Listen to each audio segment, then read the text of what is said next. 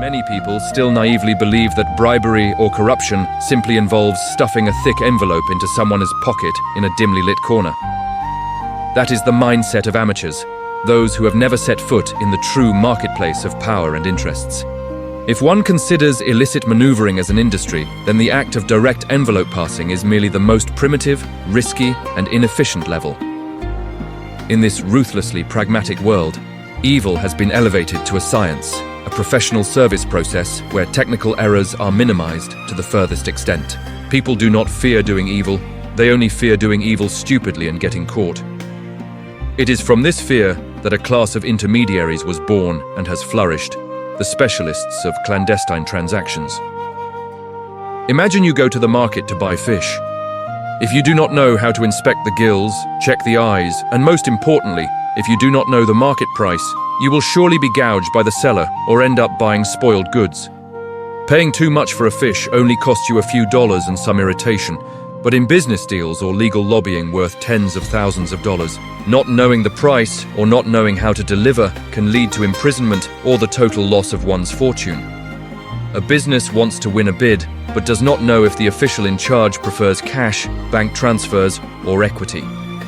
They do not know how much is enough to outdo the competition while still remaining profitable. Offer too little, and you are looked down upon, your application discarded.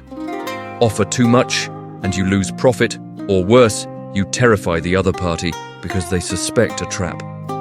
This is precisely where the role of the broker or power intermediary appears. They do not sell goods, they sell safety and information. The essence of the relationship between the bribe giver and the bribe taker always contains a core conflict. They want to maximize benefits, but the risk must be zero. Officials want the money, but fear losing their seats, fear a stain on their records, and fear that bank transactions will leave an undeniable digital trail.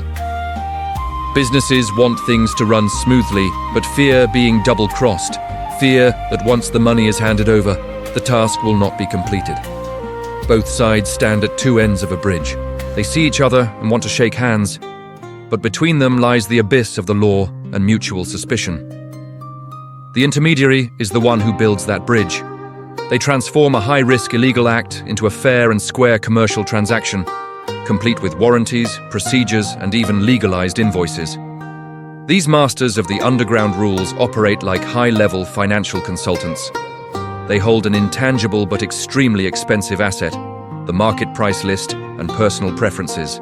They know exactly what percentage of the total investment must be paid to pass a construction project in Area A. They know well that Boss B does not accept money at the office, but only through the purchase of fine art, or that Boss C needs a study abroad scholarship for her child in the UK. By holding this information, the intermediary optimizes transaction efficiency. Instead of a business fumbling in the dark and throwing stones to feel the path, they only need to work with the intermediary. Everything is converted into specific numbers, as clear as a service quotation. The laundering process of the transaction is where the professionalization of evil is most clearly demonstrated. In the digital age, carrying bags of cash to a deal is a suicidal act. Sophisticated intermediaries design financial matrices to turn dirty money clean.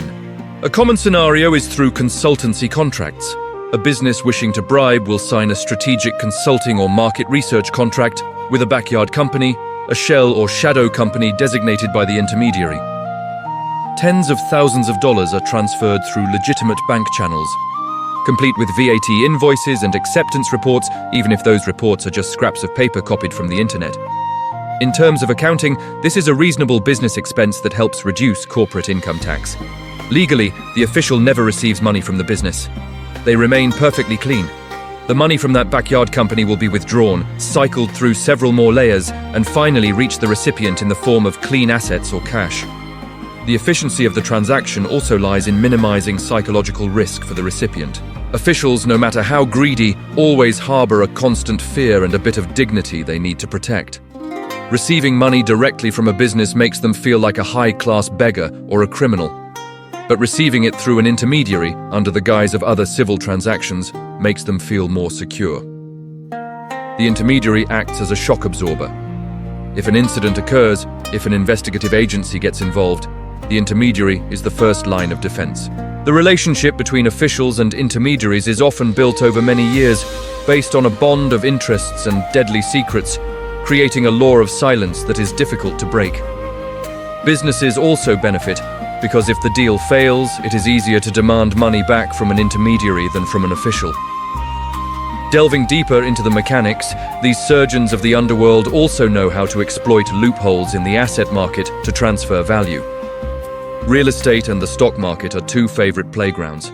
A scenario might unfold as follows. An official or a relative standing in their name owns a piece of middle-of-nowhere land worth only $40,000. The intermediary arranges for the business to buy that land for $400,000. The transaction takes place publicly, taxes are fully paid, and documents are valid.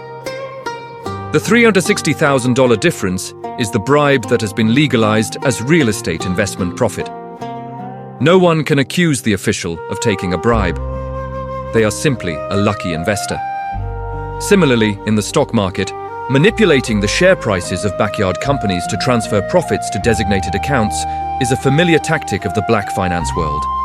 Professionalism is also shown in the warranty phase. In the underworld, the reputation of an intermediary is more important than any written contract. A professional broker never skims off the top or ghosts a deal.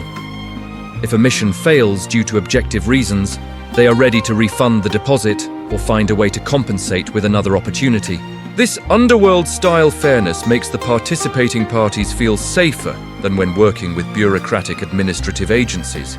They turn shadiness into a 5-star service, where the client is served hand and foot, provided with legal advice to circumvent the law, and guaranteed an output result.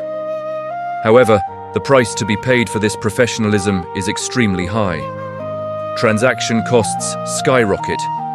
If previously a business only lost $10 to an official, now they must lose $15, where $5 is the service fee for the intermediary machinery. This money, in the end, is factored into product costs and construction prices, and ultimately the people, the consumers and taxpayers, are the ones who bear the entire burden. A road that crumbles a few months after completion, a hospital buying equipment at 10 times its actual price, all are consequences of lubricant costs being inflated to feed this massive intermediary apparatus. Furthermore, the existence of this intermediary system creates an invisible but solid barrier, preventing honest businesses from accessing opportunities. No matter how capable a business is or how good its products are, if they do not know the entrance, cannot find the right broker, and refuse to pay black service fees, they will be disqualified from the very first round. It creates a distorted playing field where the most important skill for an entrepreneur is not management or innovation, but relationship skills and seeking out connections. Competition no longer lies in product quality, but in the sophistication of navigating through the narrow cracks of the system. Looking deep into the psychology of those involved in this game, we see a carefully sugar-coated degradation. Intermediaries never refer to themselves as bribe brokers. They call themselves investment consultants, government relations specialists, or connectors. They use euphemisms to describe their dirty work, aiming to soothe their consciences and create a legal facade before society. They believe they are providing an essential service that helps the societal gears turn more smoothly. Their viewpoint is that the law is cumbersome and administrative procedures are stagnant.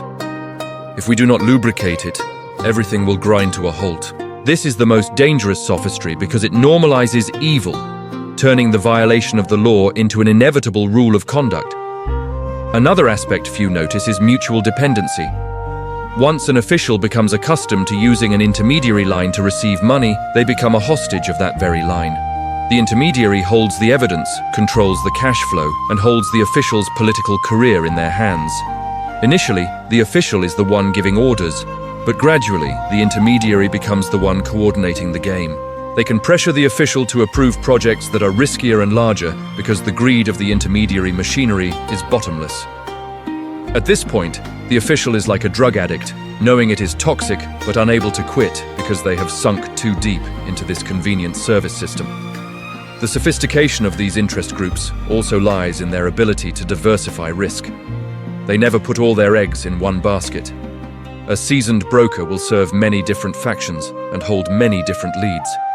If one line is compromised, they immediately cut it off, sacrificing a few pawns to protect the rooks and bishops. They use encryption technology, self-destructing messaging apps, and bank accounts in tax havens to erase traces. The fight against corruption, therefore, becomes extremely arduous, because the opponent is not just a collection of greedy individuals, but organized white-collar criminal organizations with high expertise, understanding law and finance better than the law enforcers themselves. For those observing from the outside or struggling in the marketplace, the lesson here is not to find a way to join this dark system, but to understand its nature so as not to become a naive victim. If you see a competitor continuously winning bids inexplicably despite inferior capacity, do not be quick to think they are lucky. They have paid for a result optimization service. If you see an administrative procedure suddenly bottlenecked for no reason, it might be an implicit signal that you lack a translator to understand the language of those in power. However, history has proven that no underground system lasts forever. The professionalization of evil may help cover up behavior in the short term, but it also leaves systemic traces. When one link in this black service supply chain is broken, usually due to internal conflicts over profit sharing, the entire chain will collapse in a domino effect. Fake consulting contracts and abnormal real estate transactions will become the most damning evidence. The price to be paid then is not just money, but the freedom and honor of a lifetime. The brutal reality shows that to survive and develop sustainably, the only way is to enhance core competencies and transparency. Using black services is like using doping in sports. It may bring instant achievements, but it destroys the body from within and always leaves a permanent ban hanging over one's head. In a world where information is increasingly transparent and legal regulations are tightening, such as international anti-money laundering regulations, the space for intermediaries is gradually shrinking. The seasoned brokers of today may well be the defendants of tomorrow. In summary, the professionalization of evil is an ongoing reality, a dark part of the socio-economic picture. It operates on the principle of supply and demand, exploiting greed and fear for profit. Understanding it helps us see that life is not as simple as the moral lessons in textbooks, but understanding it also shows that all illegal optimization has its limits.